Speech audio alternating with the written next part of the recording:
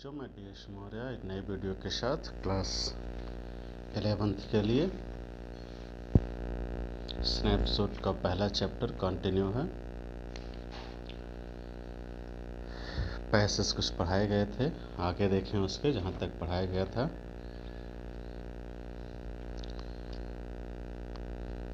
That year we lived at the edge of town. Writer कहता है कि उस साल हम लोग एक कस्बे के किनारे पर रहते थे, ऑन वॉलनट एवेन्यू, यानी वॉलनट एवेन्यू में। बिहाइंड आवर हाउसेस, हमारे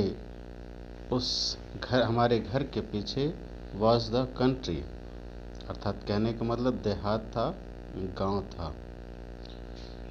वाइन यार्ड, अंगूर के गुच्छे, ऑर्चर्ड, बगीचे, यानी वाइन यार्ड मीन्स अंगूरों के खेत, ऑर्चर्ड बगीचे, इरिगेशन डिचेस, सिंचाई वाले गड्ढे यानी नालियाँ, एंड कंट्री रोड्स, और देहात की गांव की सड़कें थीं।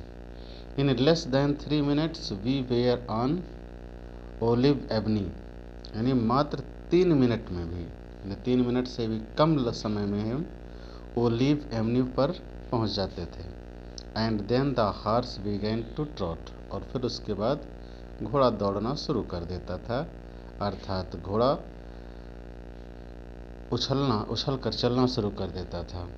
द एयर वॉज न्यू, अर्थात हवा साफ सुथरी थी, एंड लवली टू ब्रीथ, और सांस लेने के लिए बहुत ही प्यारी थी, अर्थात हवा, मॉर्निंग की हवा बड़ी ही सुगंधित और बड़ी ही मीठी लग रही थी। The feel of the horse running was wonderful, और हम लोगों के लिए घोड़े का दौड़ना महसूस करना काफ़ी आश्चर्यजनक था, काफ़ी अच्छा था। माई कज़िन, मेरा चचेरा भाई मुराद,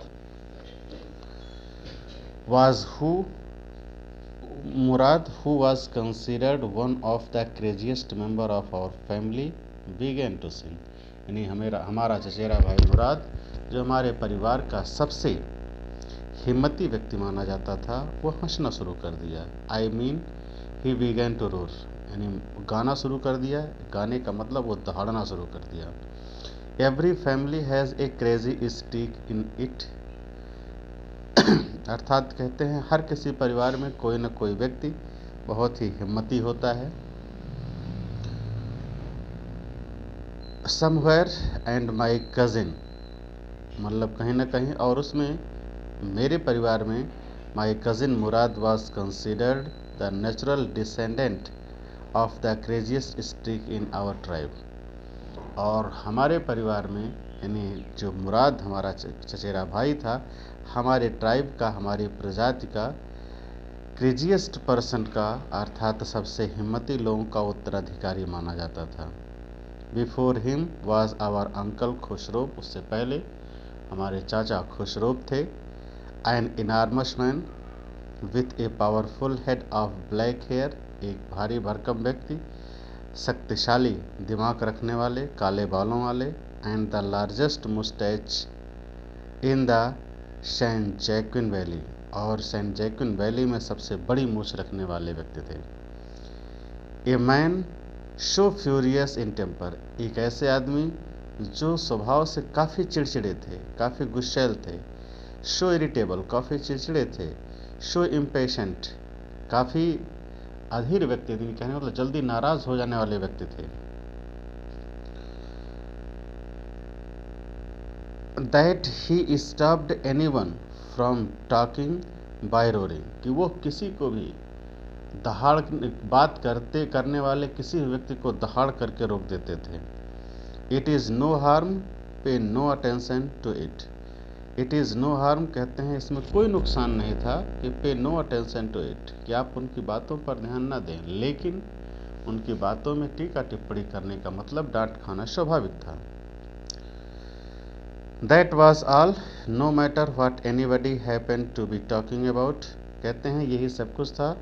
no matter what anybody happen to be talking about, इसका कोई मतलब नहीं था कि कोई व्यक्ति किस चीज़ के बारे में बात कर रहा था। Once it was his own son Ark एक बार तो उनका अपना बेटा Ark running 8 blocks to the barber shop 8 block की दूरी तय करके बार्बर शॉप पर गया, where his father was having his moustache trimmed, जहाँ पर उसके पिताजी अपनी मूछ कटवा रहे थे।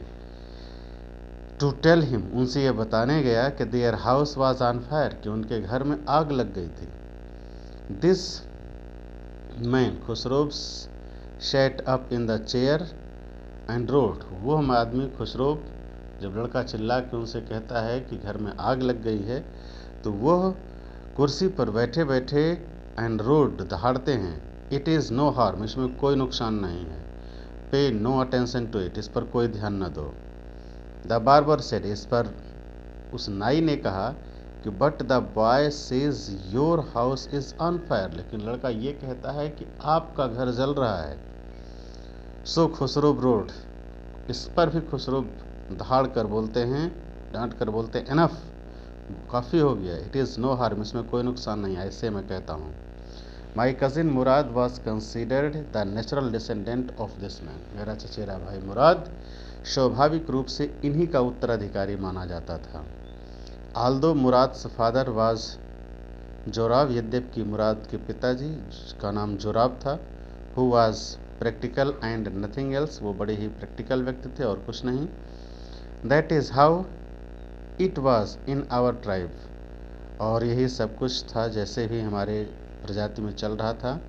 A man could be the father of his son flesh, अर्थात हमारे प्रजाति में ये सोच थी कि कोई भी व्यक्ति किसी बच्चे का पिता हो सकता है, उसके फिजिकली शारीरिक रूप से, मतलब शारीरिक रूप में, but that did not mean that he was also the father of his spirit, लेकिन इसका मतलब ये नहीं कि वो उसकी आत्मा का भी पिता हो, दैट मीन्स उसके स्वभाव का भी मतलब जेनेटिकल असर उस पर हो।